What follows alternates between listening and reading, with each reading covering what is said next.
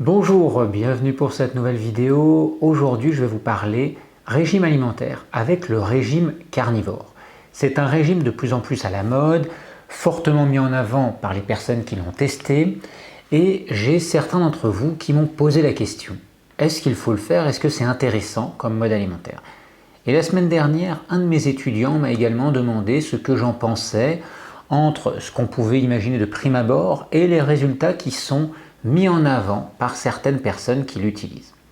Alors dans cette vidéo, je vais vous parler un petit peu de ce pourquoi il est utilisé, le côté positif, le côté plutôt négatif, les inconvénients, les problèmes que cela pourrait engendrer. Et dans la troisième partie, les situations dans lesquelles il peut être pertinent peut-être de l'utiliser. Alors allons-y d'abord, qu'est-ce que le régime carnivore? C'est un mode alimentaire qui normalement va être basé sur les produits animaux, principalement les viandes, les poissons, éventuellement les crustacés et les graisses animales. Bien sûr, les abats en font partie. Les œufs peuvent intégrer ce régime-là et dans certaines tendances qui sont un petit peu plus laxistes, un petit peu moins puristes, on peut voir aussi les produits laitiers. Par contre, on exclut totalement tout végétal. Que ce soit les huiles végétales, que ce soit les fruits, les légumes, les produits céréaliers et autres aliments d'origine végétale. Alors, ce mode alimentaire peut-il être vraiment pertinent pour nous? Que faut-il en penser? Tout d'abord, quand vous voyez ceci, vous avez devant vous de vrais carnivores. Des animaux mammifères qui sont faits pour chasser, qui sont faits pour tuer des proies et pour manger des produits animaux en quantité. Quand vous vous regardez, vous pouvez constater que nous ne sommes pas du tout sur le même plan. Nous ne sommes pas équipés des mêmes possibilités. Nous courons beaucoup moins vite et nous n'avons pas des griffes acérées ou des dents qui nous permettent de tuer des proies. Et me direz-vous, nous avons des armes pour chasser. C'est vrai. Et est-ce que physiologiquement ça change notre capacité à tolérer les produits carnés? Si nous voyons notre système digestif par rapport à celui d'un carnivore, nous pouvons constater également qu'il est très différent. Alors la grande question, c'est est-ce que c'est compatible de pouvoir consommer des produits carnés en quantité? Alors ce qui est régulièrement mis en avant comme avantage, il y en a 4. Tout d'abord, vous avez l'intestin, amélioration au niveau de l'intestin. Vous avez le système immunitaire par rapport aux nombreuses sensibilités, hyper-réactivités alimentaires. Vous avez également, dans une moindre mesure, les problèmes liés au métabolisme des glucides et le système nerveux, le brouillard mental, les inconforts liés à des prises alimentaires. Alors pourquoi est-ce qu'on peut voir des bénéfices aussi importants sur ces axes-là? Tout d'abord l'intestin. L'intestin, beaucoup de végétaux peuvent être liés à des troubles intestinaux. Alors quand je dis beaucoup de végétaux, quand l'organisme est dans un bon état, quand le microbiote intestinal se trouve dans un bon état, tout va bien. Le problème apparaît lorsque le microbiote se déséquilibre, lorsque la digestion est mauvaise de manière récurrente et que l'intestin se fragilise.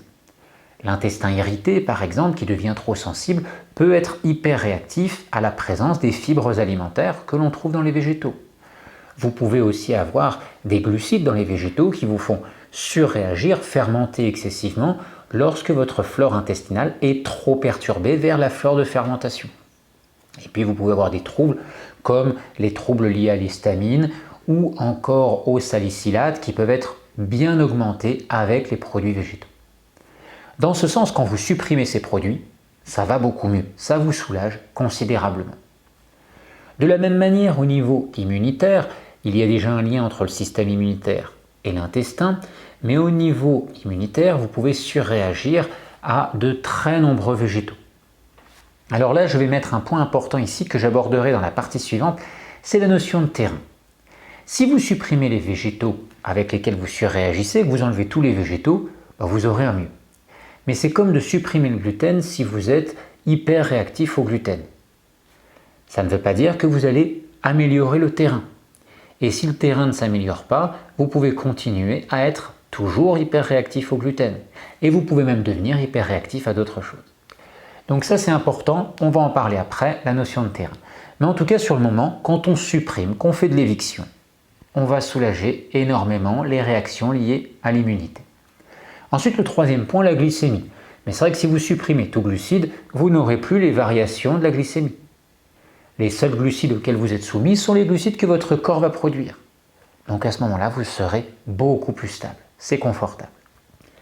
Et puis pour les troubles neurologiques, il y a bien évidemment tout ce qui est lié aux neurotransmetteurs et il va y avoir également le lien de l'axe intestin-cerveau qui est très important. Ça veut dire que si ça s'améliore au niveau de l'intestin, ça peut déjà s'améliorer considérablement au niveau du cerveau. Et puis au niveau des neurotransmetteurs, beaucoup de personnes qui sont en état de fragilité, parce qu'il y a une fragilité génétique ou parce que le corps est affaibli, beaucoup de personnes vont se trouver dans la situation où en consommant des glucides, on a beaucoup plus de risques de faire le yo-yo. Et quand on fait le yo-yo avec le sucre, on fait le yo-yo avec les neurotransmetteurs. Et ça, c'est très inconfortable. Ça monte, on est bien, ça descend, on n'est pas bien. Ça monte, on est bien, ça descend, on n'est pas bien. Et donc forcément, si vous êtes concerné par ça, dès que vous consommez des glucides le matin, que vous êtes dans l'inconfort dans la matinée, c'est que vous avez déjà un terrain de fragilité au niveau des neurotransmetteurs ou au niveau de votre état énergétique. Ça ne veut pas dire qu'il faut absolument aller vers une alimentation carnivore, mais il va falloir peut-être revoir votre organisation alimentaire. Donc ça, c'est 4 axes sur l'intestin, le système immunitaire en réaction à l'alimentation, les neurotransmetteurs ou l'état neurologique et l'état vis-à-vis du métabolisme des glucides sont des choses pour lesquelles on peut avoir un mieux très conséquent. Maintenant, passons aux inconforts, aux inconvénients.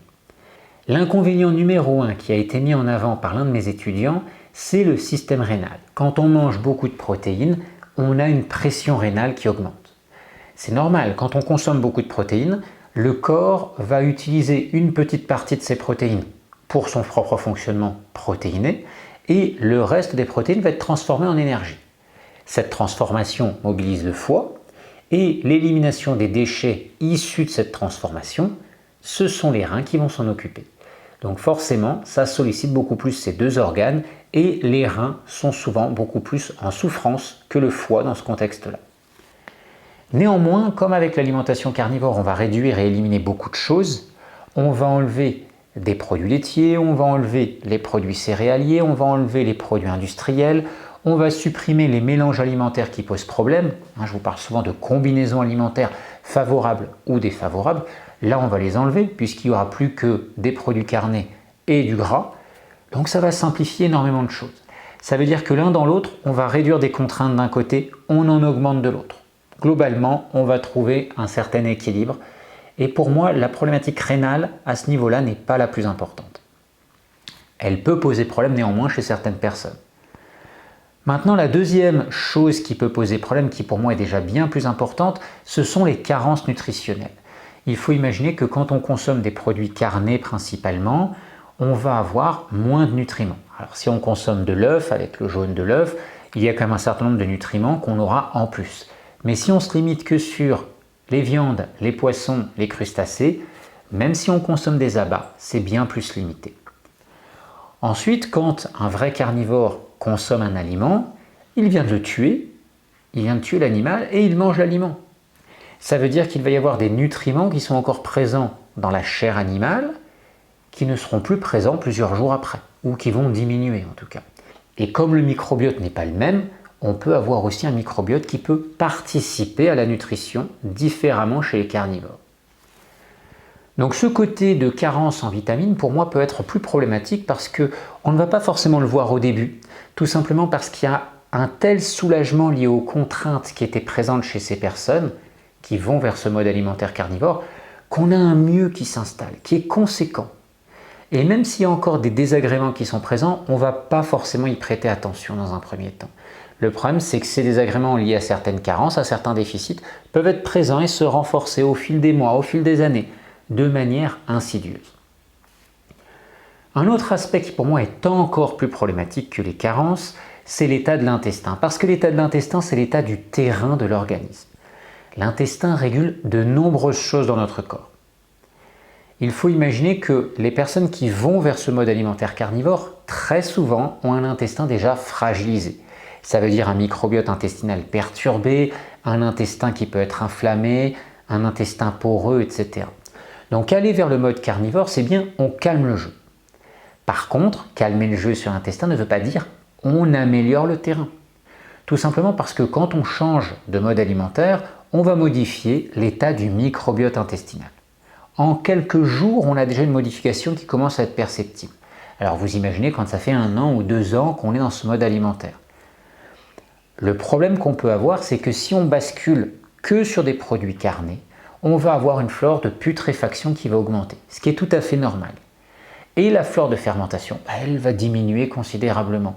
Et certaines bactéries vont même disparaître. Elles diminuent parce qu'il n'y aura plus les fibres alimentaires qui vont permettre d'entretenir ces bactéries.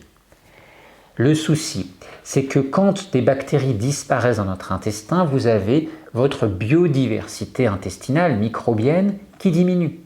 Et c'est cette biodiversité qui permet de soutenir les différentes fonctions de votre corps.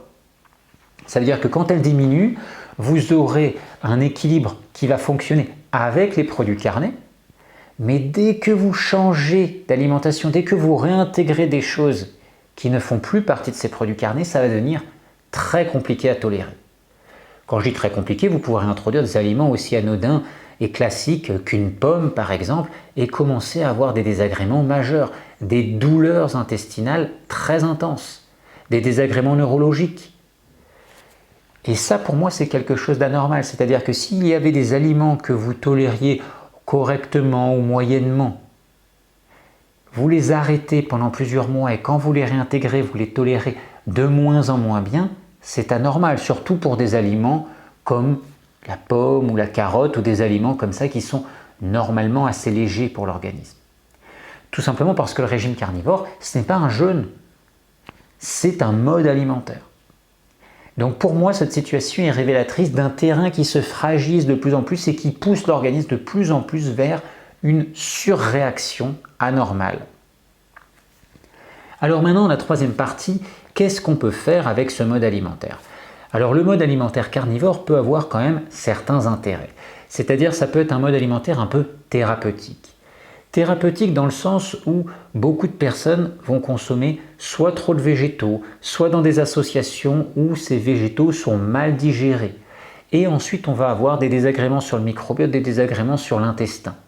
À ce moment-là, si on supprime ces aliments, ou au moins une partie, on va avoir un mieux. Donc c'est pour ça qu'on peut jouer là-dessus comme mode alimentaire plutôt thérapeutique. Alors de mon côté, je ne suis pas très enclin à aller vers le carnivore strict, mais plutôt vers un mode alimentaire carnivore, mais adouci, où il y aura plus de présence de produits animaux, et parfois on va les réintégrer chez les personnes qui les avaient supprimés, mais par contre on va quand même garder quelques végétaux.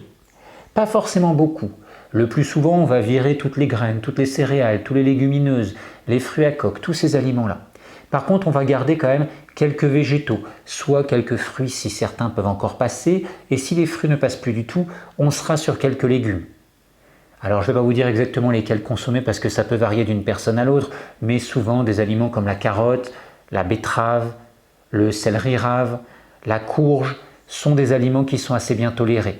Mais vous verrez qu'il y en a qui passent peut-être dans ceux-là et d'autres qui ne passent pas, et certains autres que je n'ai pas cités qui peuvent passer chez vous. Mais l'idée, ce serait d'avoir quelques végétaux pour maintenir l'état du microbiote, le stabiliser, peut-être le renforcer par rapport à la fragilité qui était présente au préalable. Et on va supprimer beaucoup d'autres végétaux pour créer le calme au niveau de l'intestin. Ça, c'est très important. Si on ne crée pas le calme, on continue de déséquilibrer. Si on crée le calme, on peut rééquilibrer. Par contre, il faut alimenter quand même suffisamment le microbiote pour que ça fonctionne. Et puis, on peut réintégrer ou s'orienter un peu plus vers les produits animaux, tout simplement parce que les personnes qui sont fortement portées sur les végétaux et qui sont dans un état de fragilité énergétique ou intestinale vont parfois avoir trop de mal à digérer et à extraire et à absorber les nutriments issus de ces végétaux. À ce moment-là, le fait de réduire la présence de ces végétaux à certains végétaux et de rebasculer sur des aliments plutôt animaux, ça peut aider à renforcer le côté nutritionnel. Donc pour moi, c'est dans cet axe-là où je pense qu'on peut aller vers ce mode alimentaire-là, sans être sur du carnivore strict, mais plutôt un peu adouci, pour stabiliser la situation intestinale et renforcer l'état de l'intestin. Bien sûr, si on veut faire du carnivore strict, on peut le faire, mais souvent, moi, ce que je conseillerais, c'est sur des périodes très courtes, pour éviter le risque de déséquilibre trop important du microbiote intestinal. Et si on veut pousser les choses plus loin, pour avoir quelque chose de plus profond, j'associe cette approche alimentaire, plutôt carnivore adouci que le strict, mais j'associerai ces approches alimentaires avec du jeûne. Le jeûne qui va permettre de faire un travail beaucoup plus en profondeur pour rééquilibrer le terrain et permettre à l'organisme de retrouver une meilleure capacité de fonctionnement, une meilleure tolérance vis-à-vis des aliments et un meilleur état général. Voilà, j'espère que cette vidéo vous a plu, qu'elle va vous servir. Continuez à me partager vos avis et surtout vos idées de contenu dans les commentaires. Je vous souhaite un bon dimanche et à très bientôt pour une nouvelle vidéo. Bye bye!